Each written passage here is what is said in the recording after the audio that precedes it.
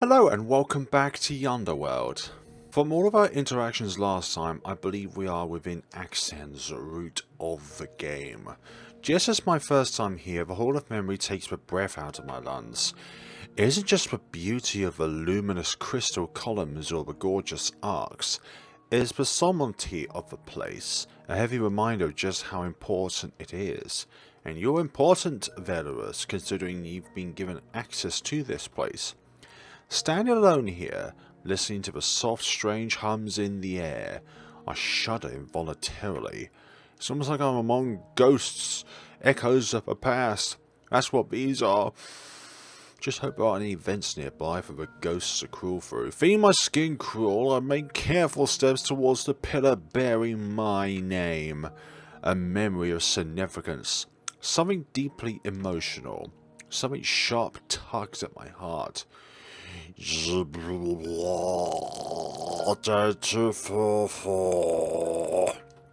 That's right, I'm carrying this clipboard around out of guilt. After everything, I can't just leave it behind. It would feel too much like leaving part of me behind, like abandoning who I am. But... what are you doing, Flarus? I'm waiting for her.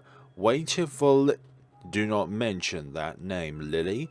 She is not coming for you. She deceived you, child. But it would be best to take this as a lesson. You are far too trusting and your emotions got the better of you again. Mourning for such a poisonous creature is unnecessary and forbidden. You would do well to refocus on your tasks. I heard your grades are slipping. Thank the Lord we chased that wretched woman out before she could corrupt you any further. Lily is something bad, or at least something bad involving the higher-ups of Velarus, or Flarus. I managed not stumble, but it's a near thing. The pain in my chest intensifies and I have to clap a hand over my mouth to stifle a cry. I can't. It's bad enough I can never forget these memories. It's bad enough that their phantom voices haunt me when I'm alone. But to relive them now...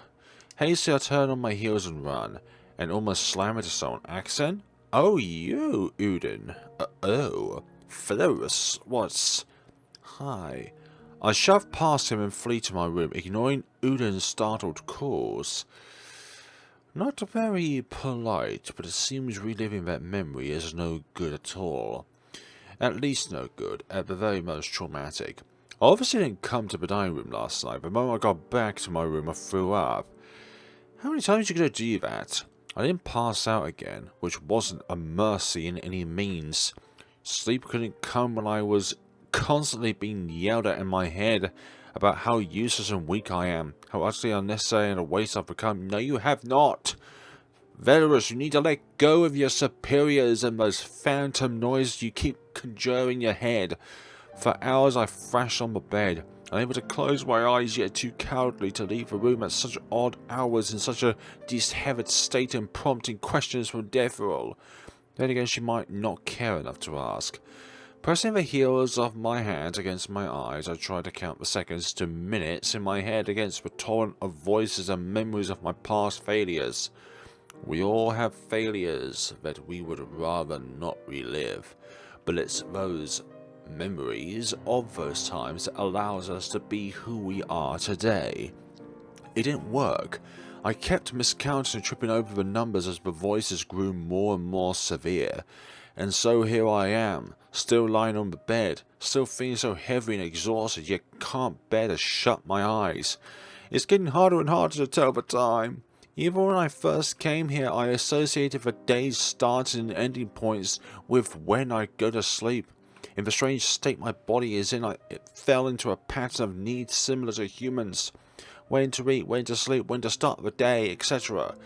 But now that is lost. Should I go out now? Or should I wait? Should I even bother? My hand hovers over the doorknob, hesitating. But I don't get the chance to contemplate for long. A knock startles me out of my sinking thoughts, and a cheerful voice echoes through. Hey, Flarus, you awake yet? Can I come in? Huh? Sure, yes? Hey! It is that, irisless lady from last time. I almost have to jump back when the door bursts open, revealing a Chipahaya. Hey, morning-ish. But morning? Oh, it's so gloomy here, can't see anything. Where's it? I wince as the room is suddenly flooded with light while Hyas stands triumphantly before me. Much better. Key place. Is your room back home the same? Huh? Back home? What? Oh, you don't know. Apparently your personal room can be manifested in any way you want it to be. Usually it starts as a reflection of who you are or what you're familiar with. It does take some real willpower to reshape the place, though. I can only imagine so. Free redecoration, though. Isn't that fantastic? I guess. Besides the point, what is it that you're doing here? My head spins with the information how fast Haya is talking, but she still doesn't give me a moment of reply. Anyhow, came to check on you since you didn't show up at dinner. Are you doing okay? I'm gonna be honest here, I wasn't feeling well. Anxiously, I tuck a strand of hair behind my ear after my blunder. Haya's eyes widen, which unnerves me a little more. Oh no! Did you get sick? But angels aren't supposed to get sick, right? Right, but things have changed since I came to be Yonder. For example, I need to eat, and angels don't normally need to eat, so you might be sick? I hesitate before speaking again, deciding to avert from the truth this time. Not sick, it's just... There's just been lots of changes recently. I have yet to adapt to these new environmental changes for me. The words falter, but Haya only nods. You need some time to adjust. Yeah, that. I don't know how long it's going to take though, so sorry if I'll be missing more dinners. Oh, that's fine. Your time should be your own, right? Who's to say you need to do something right away if you don't feel like it? So take your time, just leave a note or something if you can't come. Right. Actually, there's another reason why I'm here. Oh? You're going to be working with me in the lab today. I am? But the library... Oh yeah, that. This is a bit off the record, as in not really anything to do with Aksan's project. I just need some help translating something for a bit. I'm not great with languages, I'm only fluent with one language really, and most of the stuff here is written in so many strange languages. Kinda sucks, huh? I guess so. Don't worry, after today you're free to go back to the library. There's been a bit of a breakthrough yesterday, so I just wanted to get out of the way quickly. Are you okay with that? It's fine if you're not. I know this isn't part of your agreement. Sorry, I should have asked first, huh? My mouth just runs before my brain can finish thinking, and then everyone gets awkward about it. Once again, I'm left blinking at Haya. It's alright. I don't mind. Great, thanks so much, Flavors. I'm not the greatest cook ever like Aksan, but I'll whip up something to thank you with. You don't have to worry about it. It's fine. Ah, you're too nice, Flavors. Let's go. As hard as this request might be, it really will stretch my time away from being alone in my room. But perhaps this is a welcome distraction, for goodness sakes. Also, I am speaking quite quickly with Haya since it was mentioned in the game that she speaks quickly. Going with the usual time at the library, I can probably wait out until dinner without having to wander off somewhere like yesterday. Despite being nervous about what Haya wants to have translated, I follow along. The texts she gives me largely have to do with curses, diseases, and, strangely enough, parasites. But why? I'm not sure which one concerns me the most, but upon further inspection, all of them are about removing the harmful sources and not the other way around. More than once I discreetly glance at Haya, wondering if any of this has to do with her strange appearance somehow. What do you mean by strange appearance? Is there something wrong with her then? Or something strange about her at the very least? Haya is quite the chatterbox, even as she works tirelessly over a pile of notes. It seems like she has a habit of speaking the first thing that comes to her mind, changing topics as quickly as she writes. I have to admit, this feels nice. Back in the heavens, one is expected to be quiet and respectful for all joint projects. Well, for all scholarly projects at that matter. Haya's Mercurial train of thought, and quick words don't distract me. I've never heard of that second word before.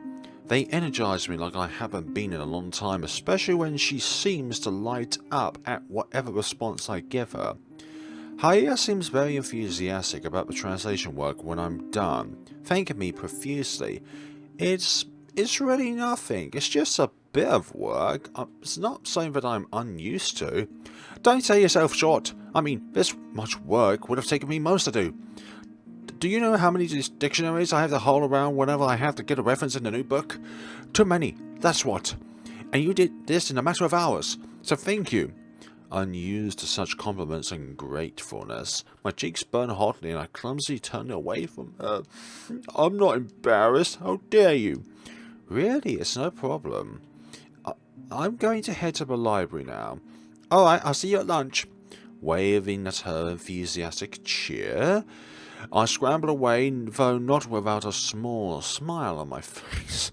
Yeah, you're definitely smiling with your wide eyes, protagonist. Unfortunately, I don't think my experience in the library will be as good. And... Gamut Cassius. Hello, Nugget. Oh, hello there, Flarus.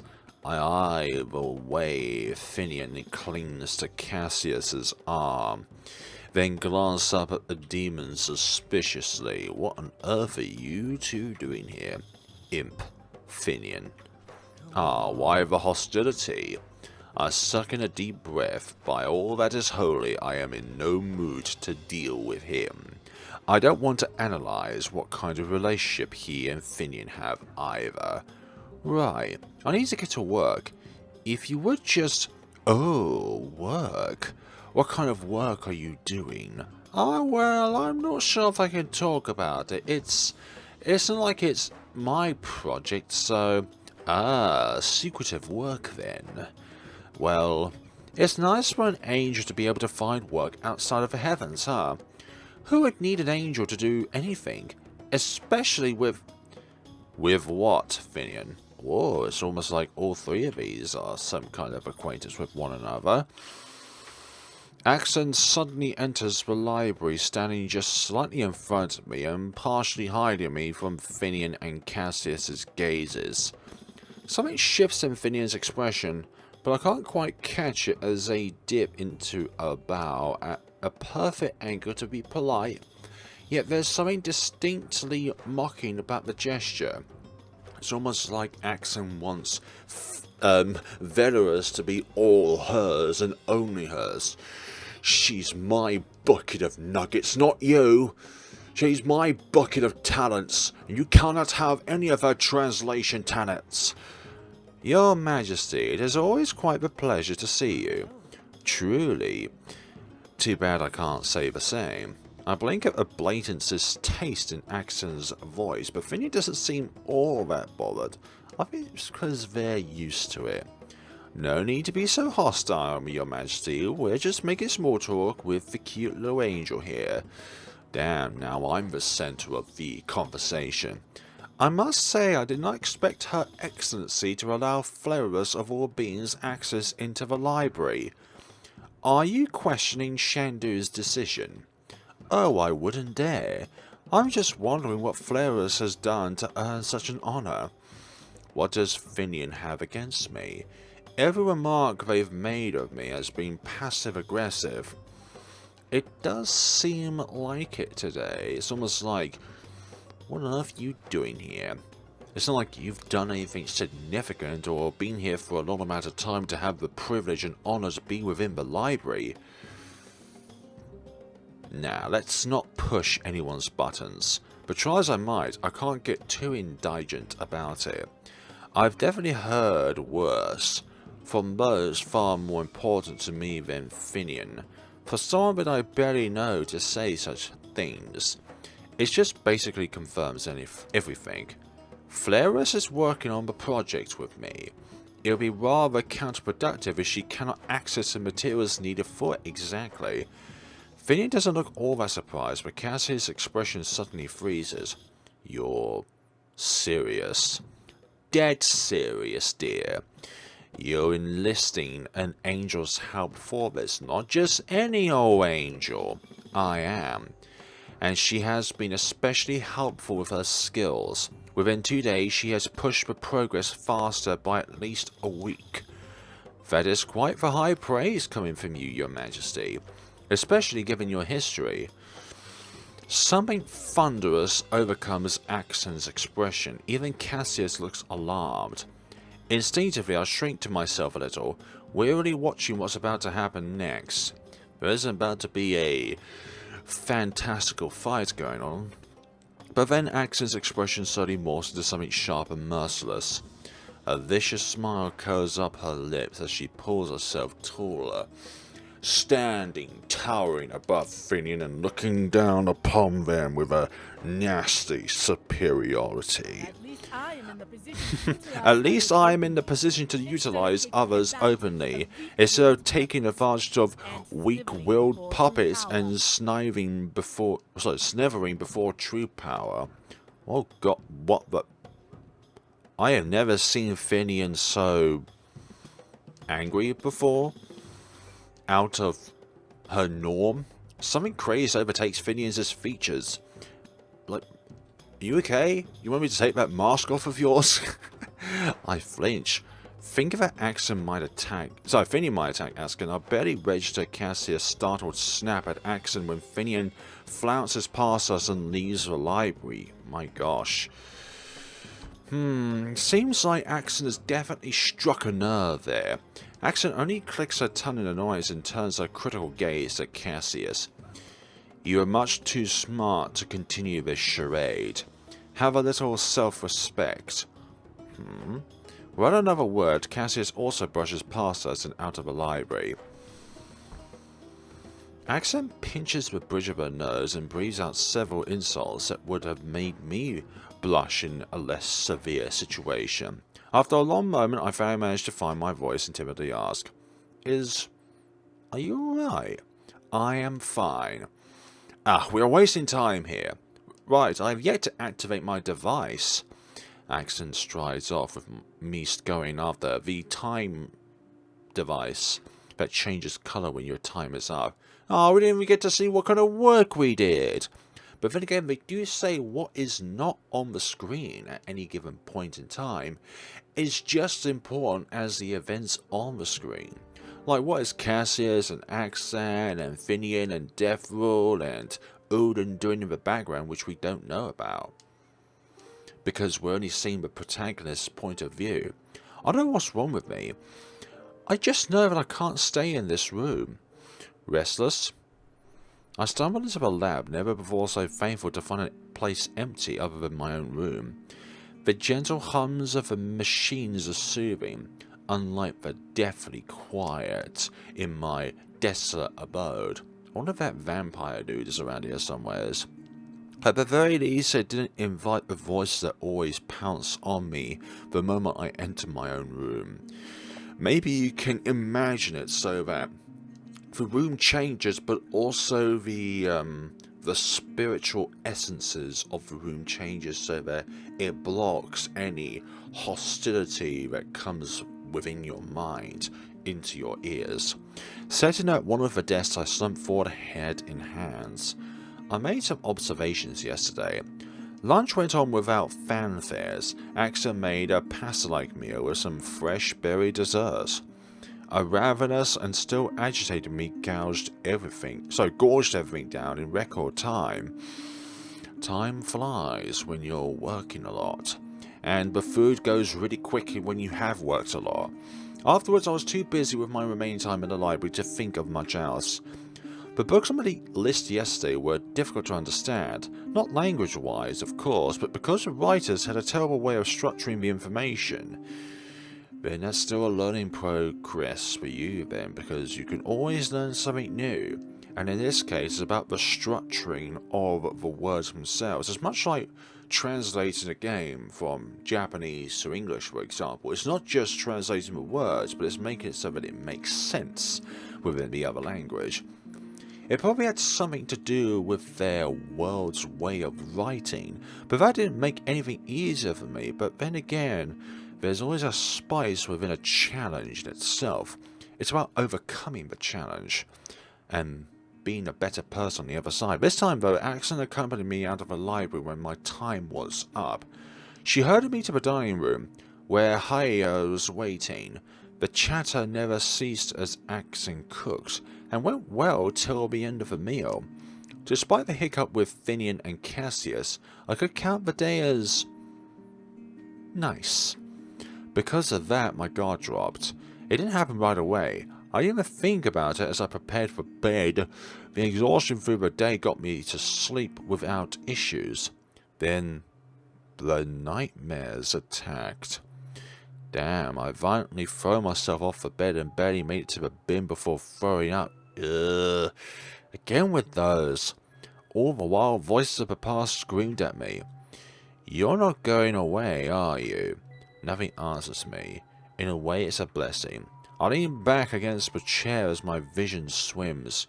What's not a blessing is my flawless memories. But that is flawed now. I realise I can't focus on any of those memories individually without another springing up to prey on me. That is a rather complex thing to have at the same time, trying to focus on one thing but another memory clashing in. That's also down to your emotions as well. It's not that you can't recall the memories, but you can't get it so that you can focus on that one particular memory at a time without another clashing in, because your emotions are getting away. Rubbing my face, my fingers unbiddenly prod the loose skin under my eyes. Am I going to start wasting away again? What do you mean again? If I can't sleep, I can't keep anything down. Am I going to die? No. No. Calm down, calm down. Maybe it's not that helpless. Maybe I can find my way around this. I didn't throw up after lunch, probably because I got busy immediately after and didn't have the time to myself. The voices didn't really bother me until I was alone in my room with the four walls screaming at me about my past experiences and lack of dedication. I probably wouldn't be emptying my stomach after dinner either if I just stayed away from the place. The solution seems rather simple, and that is go to the library. I went about my tasks as usual right after Harriet entered the library. I must have woken up really early, because by the time she entered, I almost fell asleep again. The library seems to be empty today, which I don't mind too much. I work near the fountains this time, letting the sounds of running water fill the silence. Today, I purposely only set the counter for 2 hours before break. That was how long it had been yesterday with Aksan before lunch. Aksan doesn't come in today, so I'm a bit worried when the counter turns red and I stand to gather my notes. I'm sure you don't need to be that concerned. Punctual, aren't you? I got hungry. The stomach is always honest, isn't it? Yeah, it definitely is, because you don't have any control over your stomach. I hover at her. Bags only smirks at me before turning back to the kitchen. Sit. Grumpiness, or I obey. I've got something sea-related. Today's meal is simple but no less delicious. A vibrant seafood dish with a sweet and fragrant amber-coloured drink. It's not alcohol, is it? I half expect Harriet to show up, but she's nowhere to be seen. I kind of want to strike up a conversation with Aksan, but find myself too exhausted to care. Come on now. I try to focus on the meal instead, but find the silence getting a bit jarring. It's not to a point of nausea, but I feel uncomfortable. Like if I'm not focused on something stimulating to my mind, the voices will pounce on me again. Do not focus on the silence. You seem distracted. Started, I almost dropped my fork. No, you're not fine. Just, a little preoccupied. That is what I said, exactly. Paraphrasing. Oh, right. I look down, staring the remaining food on my plate. Aksan doesn't follow up with any question, but I can feel her heavy gaze on me. I don't know what to say to her. I still don't know how to act around her. Aksan came to try and get me out of my room when I shut everyone out, but she was also the catalyst who put me there in the first place. I remember how she was, and probably still is, weary of me, but it might be why my time in the library is limited. They say when a girl says she is fine, she is never fine at all. Exactly. It's like when your mother says she's fine, but she is not at all fine at all. I sigh, putting my fork down. I just haven't been sleeping well. It's not going to affect the speed of my progression, so don't want... Yeah, you say that. Is that what you are worried about? Is that not your concern? For a moment, Aksan is somewhat annoyed, but she doesn't say anything scathing. Very well then. Finish up and get back to the library. Right? Yes. Aksan follows me back to the library after washing up. She doesn't linger around for long and goes to a different section from where I set up. It's probably for this. Unfortunately, I can't seem to get my focus back today. Come on, my mind keeps wandering. I find myself doubting what I'm doing right now. Stop focusing on your superiors, for goodness sakes. They're not here to plague you. It's not like I haven't thought about it before today. Moreover, I feel like it's because I both think and try to avoid thinking about it too much, but it becomes a constant in my head. That means you're doubly thinking about something. Think about what is there and think about what's not there. Sometimes decisions just agree to go along with this feels like it makes sense, but sometimes it doesn't. I rush into the unknown for a promise from someone who clearly doesn't trust me, but I was also desperate to find some sense of direction. And that is the problem.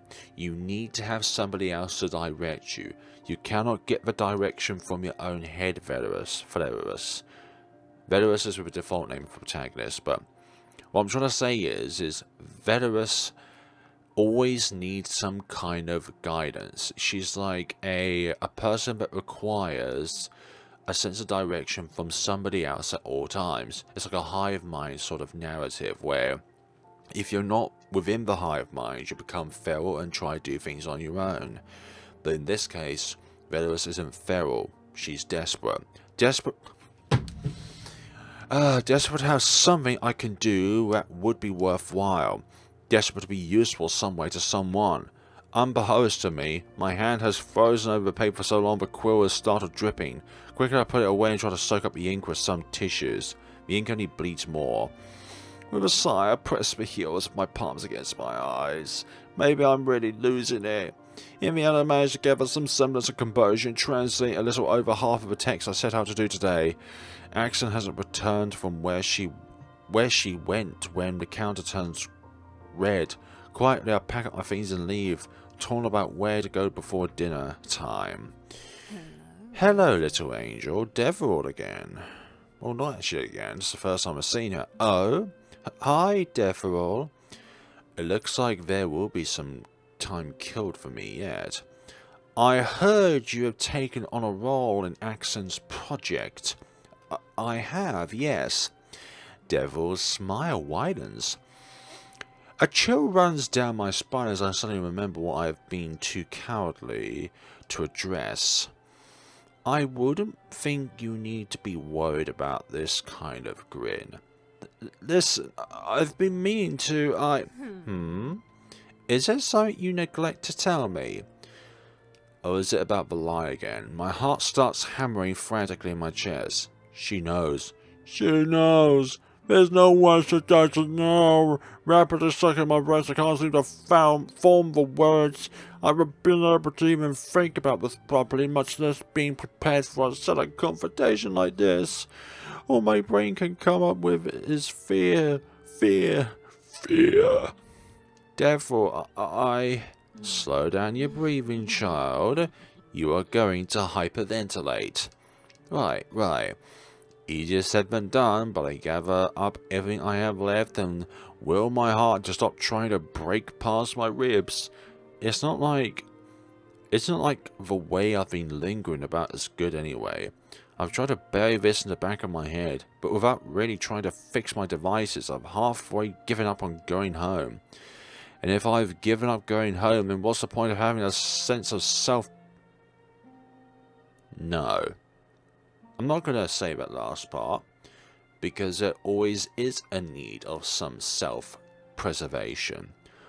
What kind of idiocy am I playing? What's the point of working on the project with Aksan? Well, what do you think you're getting out of it?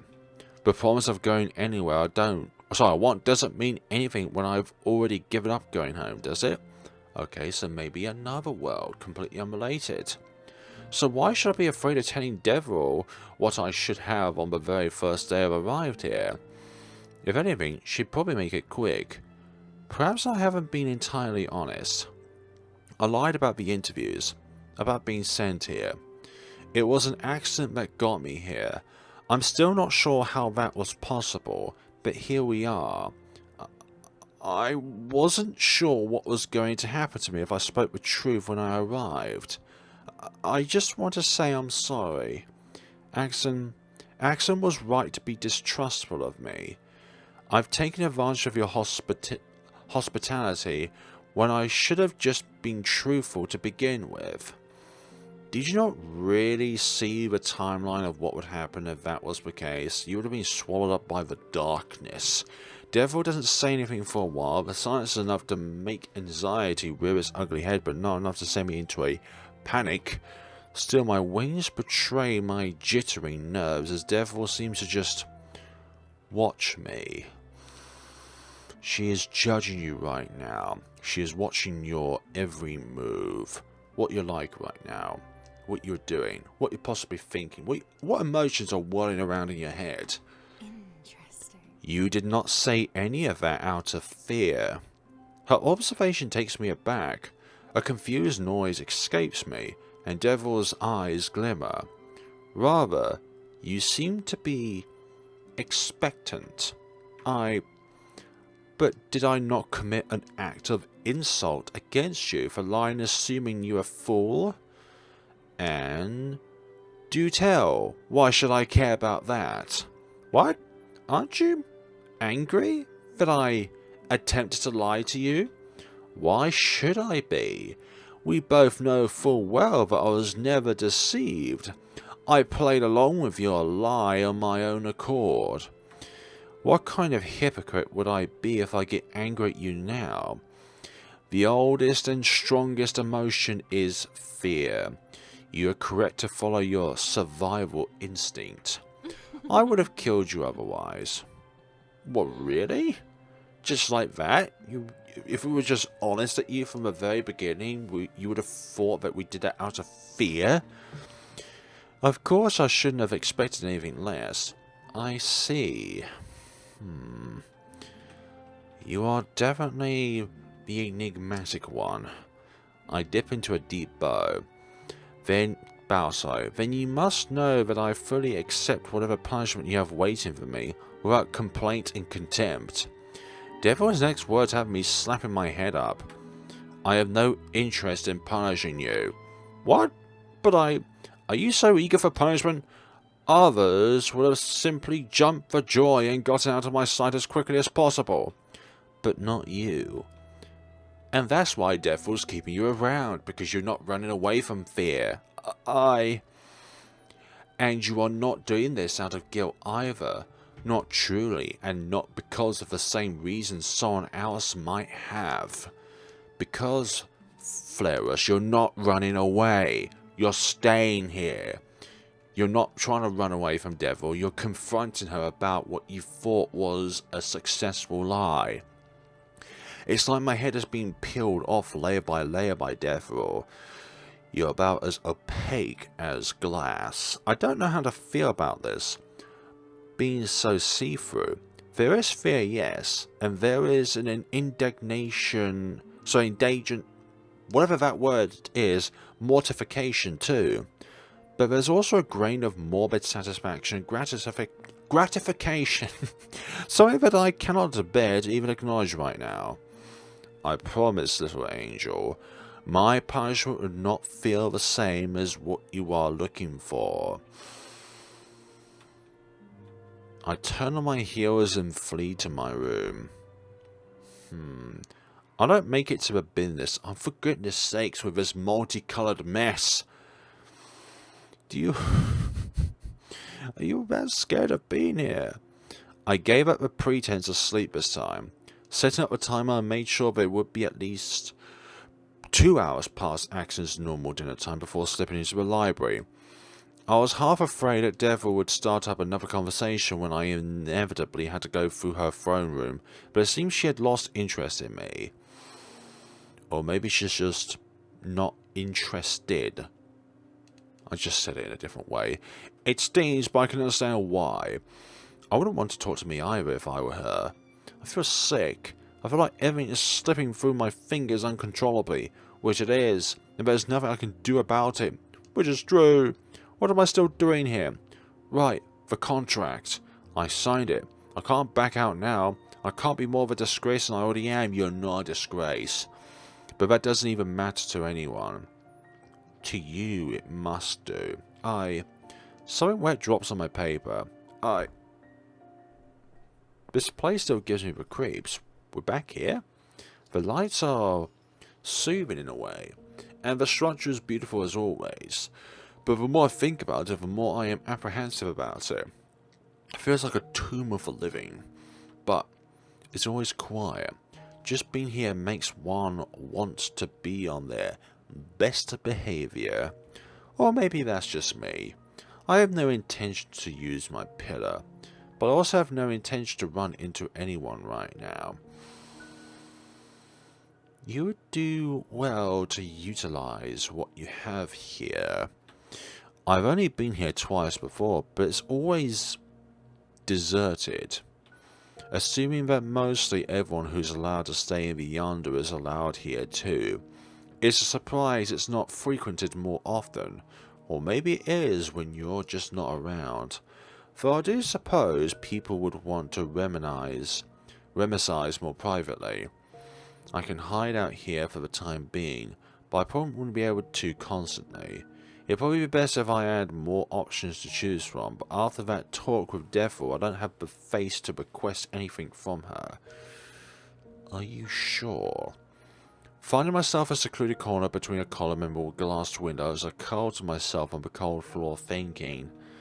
It's clear both Aksan and Haya operate on their own schedules.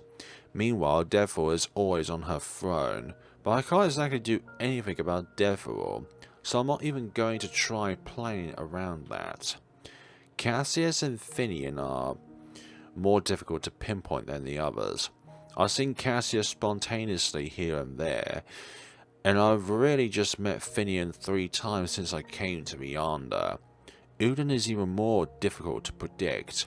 Realistically, I can only plan around Aksan and Haria, but for now, that should be enough. The lab would probably be the best place to avoid pointed and personal questions. All I need is some sort of excuse to be there. A project. Everyone here has been secretive about their projects. Sure, Aksan and Haya has involved me in working on their projects at one point, but they never really shared anything too specific. Which is where you would think the Hall of Memory would be advantageous for you, Velerus. There are plenty of side rooms in the research hall too, so if I can claim a spot for my work, there would be even more personal space. People tend to not prod around too much as someone is immersed in their work either, so if I appear busy, they most likely would leave me alone. Or that would be the opening of somebody wanting to question you and your happenings in the research hall. With the exception of Cassius or Finnen, that is. I can't just look busy. I have to really play the part too. The question is, how? Well, there's your device. Rummaging through my pocket, I pull out the strange device I picked up on that fateful day. You really do look intimidating, huh? Oh, is that what we picked up just before the explosion which happened to allow us to be in the Yonder in the first place? I take my usual device and compare them. Okay. Looking at the broken device, a surge of guilt flares up. But I do my best to suppress it. This isn't the time, or the day, or the hour. But it is the second. Working on the strange device would give me a valid project. If anyone asks, and it wouldn't put me in as much emotional turmoil as my equipment. It's a perfect plan. If you say so. Day... We've lost track of days since we're working on it now. Sufficiently said, my plan worked. Nobody asked much when I started spending more and more time in the research hall. Aksan gave me a suspicious glance every now and again when we crossed paths, but I ignored her. It's not like she hasn't already made her distrust clear multiple times. I wonder if those two are starting to become more distant now. On the bright side, Haya told me that nobody used the side chamber opposite of hers. I've set up shop here, and so far there hasn't been any incident. I've established a routine since I would stay at the lab long after even Haya would, and just stay in this side chamber. I would get to the library before Aksan. I would get to the dining room after she, and sometimes Haya were done. I know, Aksan picks up the translations I leave for her every day. She doesn't seem to have a problem with me avoiding her. Only Haya has been curious about what I'm doing so far. She checks in on my progress every time before she leaves the lab and would spend a few moments chatting with me. I don't think anyone aside from Devil knows that I've been sleeping here in this side chamber. If they do, nobody asks. I've lost count of the days since I've imposed this routine upon myself, yet nobody asks. Perhaps I've been unnecessarily paranoid. I probably shouldn't have been. Nobody would really care anyway. Come on now. Just because Aksan Odin came and tried to coax me out of my room doesn't really mean they care for me. Aksan made it clear our current relationship is a transactional one, and Odin, he only came because of someone else's urging, didn't he? I wouldn't necessarily think so. Looking down at the things scattered before me. Yeah, that's very, very misdirectional. This is pointless. What I'm doing is pointless. I don't have to come up with such an elaborate plan to dodge questions because nobody ever cares enough to ask. This has always been the way. Why didn't I think it was going to be different this time? Frustrated and pained, I slam a hand on the table. Flarus? You scared the soul out of me. Sorry. I stand, pinching the bridge of my nose. I try to calm my nerves. What do you, what is it? I say, what do you want? I'm looking for some, alchemical components and, right. I saw you. It's rather late for you to be here, isn't it? Oh, he better not be here on behalf of someone else again. I just got absorbed with my project and, yeah.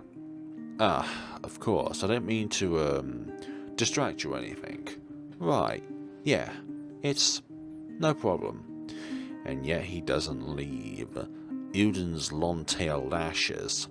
Anxiety obviously in every line of his body. Clearly Udin wants to say something, but his hesitation is dragging on the awkward silence between us. I pinch the bridge of my nose again, breathing through it heavily. What do you want?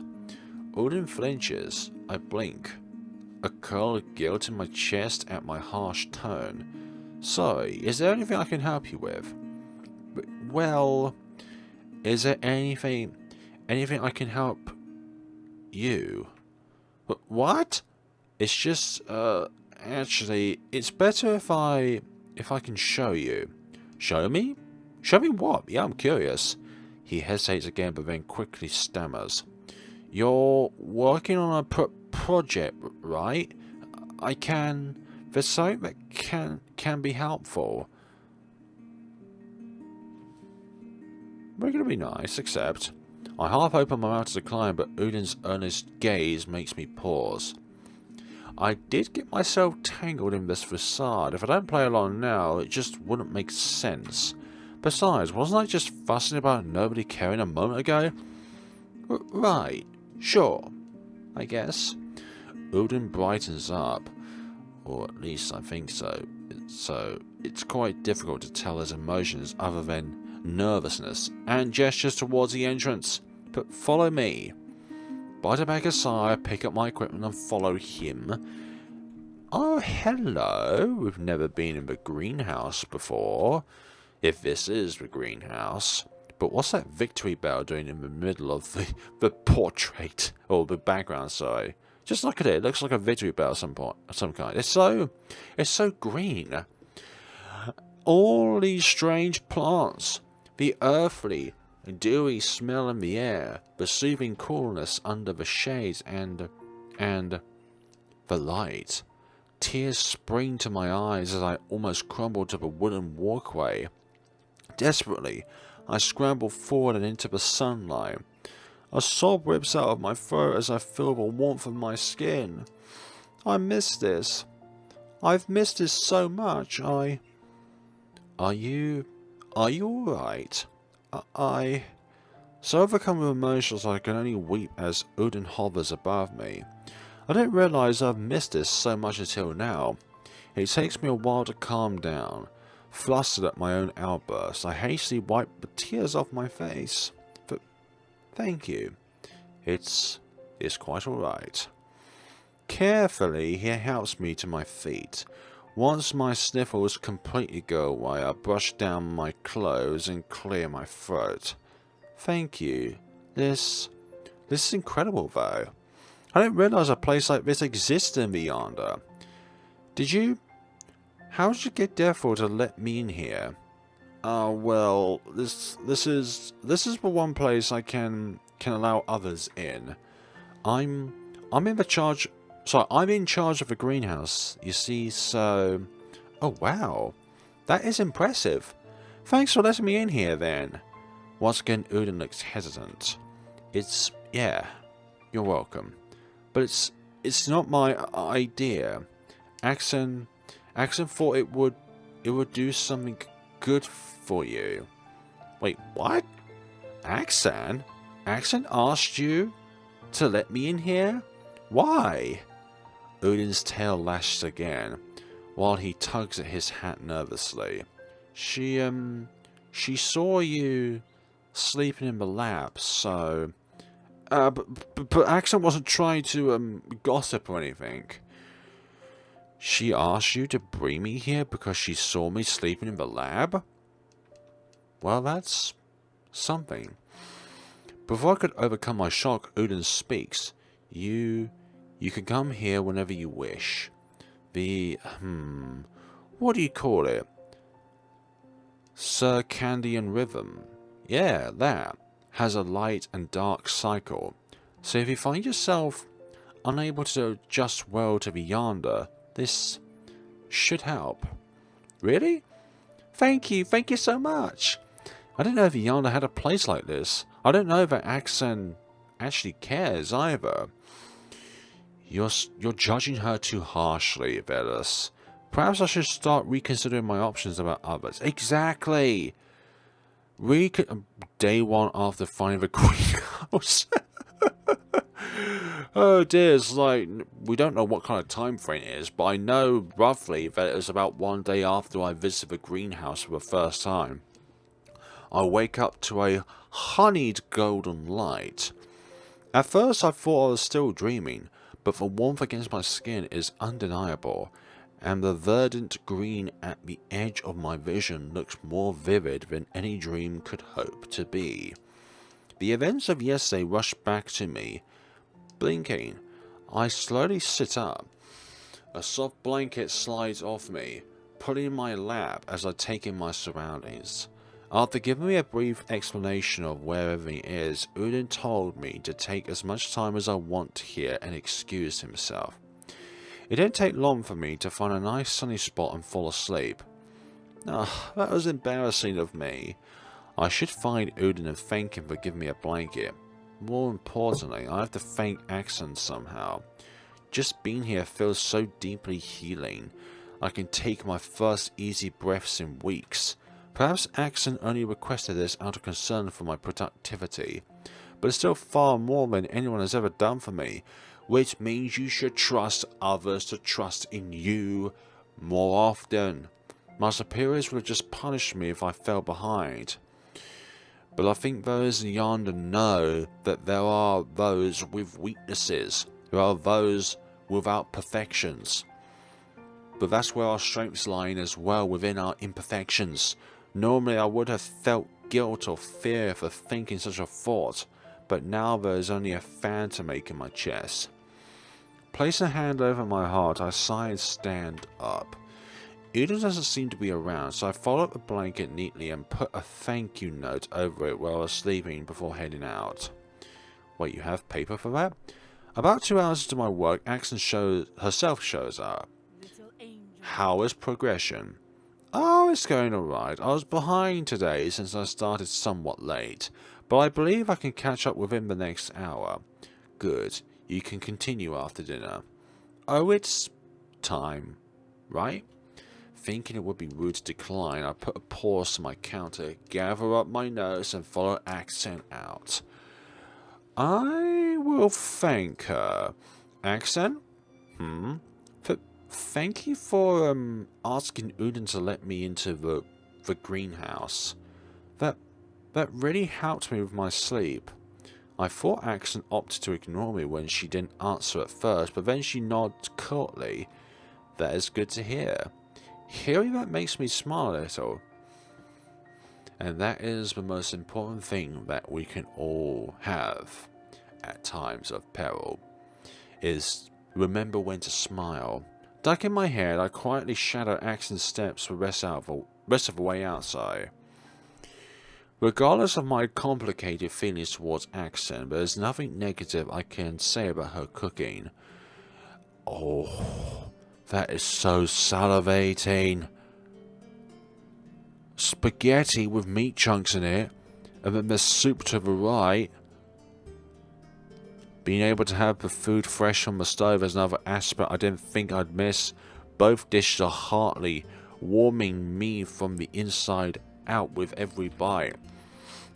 For once I didn't mind the silence between us too much as I focus on the meal, even timidly getting seconds when I'm done. My appetite hasn't been quite so good in a while, and I fully intend to take advantage of it. Meanwhile, Aksan seems to have brought work with her. She barely skims the top of her soup in favour of reading a stack of reports. Seeing how focused she is, I kept my mouth shut. I need to be surprised when Aksan speaks to me. This is progressing nicely. Uh-oh. Yes, I hope it's useful. It is very useful indeed. Thank you. You have done me a great service. I'm slightly mortified at how gratified it makes me feel to be thanked for doing a task right. Exactly! Don't be so surprised. Don't be like, surely there's something I've done wrong. It's no problem. With this, I can begin the next phase of the project. Keep up the good work. I will. I'll be leaving the Yonder for a week or so. You can leave all your notes with Uden during my absence. Right, sure. You're leaving? Yes, the next phase of the project requires something outside of the Yonder. I see. When will you be going? Tomorrow morning. Conveniently, Cassius and Finnen are away for a while as well, so you need not worry about any unpleasant encounter. Ah, right. Thanks for letting me know. If they are back before I am, which I doubt they would be, come to Shindu and report to her they behave out of line. I'm not sure I'd be doing that, but I'll keep that in mind. Like hell I go tattletale Deverell. I'm lucky she hasn't flung me out into the abyss yet. I'm not stupid enough to expect she'd do anything for me. Your choice. I will have food prepared for you enough to last the duration of my absence, so do not worry about that end of our deal. Oh yeah, right. That's the last thing on my mind right now. Indeed, erroneous it is. Being praised by Aksan only to be immediately told she's leaving soon leaves me with a strange feeling. Do I not want her to leave? Do I want her to? What should I say? The answer to the last question is easy. Nothing. If I throw Aksan glances while she sits down with me for some last-minute translation, that's my business and only mine. When my timer runs out, I bid her good night and good travel. She thanks me, and that is it. My somewhat forlorn mood becomes even more melancholic when I realize it is now night time in the greenhouse as well. At least Udin is around, so I don't feel too intimidated by the shadows of strange plants. Ah, you're back. How was the day? It was alright, I suppose. Question mark. Sitting down on the ground, I tell him about Aksan's plan to leave. Udin hums, handing me a bucket which I gratefully take. At least Cassius and Finnen won't be around while Aksan is gone. Not a fan of them either, are you? No. It somewhat takes me aback with the normally timid Udin seems to have no hesitation over his opinion about those two. It makes me chuckle a little. Yeah, they're a bit rotten, aren't they? Udin bobs his head slightly. Not the best, people. You don't seem to be very happy about Aksan's leaving, though. Oh? I wouldn't say that I'm unhappy. I just don't know what to think about her. Are you close to her, Udin? I wouldn't say anything presumptuous, but she's always been nice to me. Is that so? Yes. Is it not the same for you? Not at the beginning. Tucking my knees under my chin, sorry, I think about it for a moment. It's not. Oh? On one hand, she definitely has acted kindly towards me before, but that doesn't mean she hasn't hurt me either. She has a strange hatred towards angel kind, and she has always been highly distrustful of me since we first met. When I locked myself away in my room, it was her who was partially responsible. She spoke some very harsh words towards me, and while some of them might be true, she could have, I don't know, phrased them a little better. Venus, there's no point sugarcoating something, otherwise you're not going to get the full image of it. But then she turned around and tried to pull me out of this hole I've dug for myself, going so far as enlisting your help. You are confused about how she feels towards you. Yes, I am. Sometimes I wonder if it's easier if she just treated me with open scorn like the rest of my superiors. Udin looks like he wants to say something, but then doesn't. His tail lashes, an anxious trait that I began to pick up on as he considers his words. Aksan is, yeah, we can say that again, complicated. But isn't everyone complicated in their own ways? Like me talking to you, you watching me. Aren't we all complicated in our own different ways? She is someone who has lived longer than many of us here, and yet thinks that she will never have enough time. Wow. But that's not my story to tell, though. Of course it isn't. If you're curious about her, though, why not visit the Hall of Memory? It's there for us to use. It's there for us to seek. I've never used it before. Oh? Hiking my knees closer, I sigh. To be honest, I'm scared of it. To access someone else's memory, you have to input one of your own, right? And when you do, it's like reliving the whole experience, right? Yes. I remember all of them well enough to not want to relive any of them. It would just be unpleasant. Well, there's a lot of gravity behind that. I see. A cold silence stretches between us, uncomfortable and miserable. I just don't want to be alone if I ever use that place. I feel like something bad would happen if I used the pillow on my own. But isn't that like an unwritten rule, though? You can't do it with someone else. Jenny placed a hand on my shoulder. You don't have to do it if you don't want to, but But if you do, you can always ask me to be there. I don't mind. That's enough for my tears to flow. Damn. Day 2 after finding the greenhouse. Oh dear, I wake up to the pale sunlight. Lying stretched under a giant leaf, I blink up at the glistening glass panes. There is no doubt in my mind that Aksan is already gone. Turning to my side, I curl up under the blanket, not once to get up for the first time in a long time. Unbidden, the conversation with Udin last night resurfaces, along with a different conversation I had with him, on a much darker night. It's all about choices, isn't it? Summing up visual novels in a few words. It's all about choices, isn't it? Little by little, I feel like I've accepted that I can't go back home. And even if I can, I won't be able to go on as I was. I still respect the values and virtues of the heavens, but I'll never be able to look at my superiors the same way ever again. And perhaps in some ways that is good, because it feels like they have definitely mistreated you.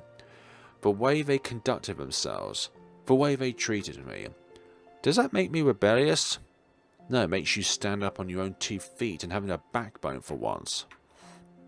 I get up, fold a blanket, and go to get Udin. And here we are, in the Hall of Memory. Thank you so much for watching, people. There's a lot of really fractious moments in this video right here, especially with the different circumstances that Velarus has put herself under. It feels like a lot of the time in which Velarus has been very emotionally distraught here, it's down to her perception of her superiors and what their involvement around Velarus has been before she came to the Yonder. Her superiors don't sound like particularly great people or beings, to say the least.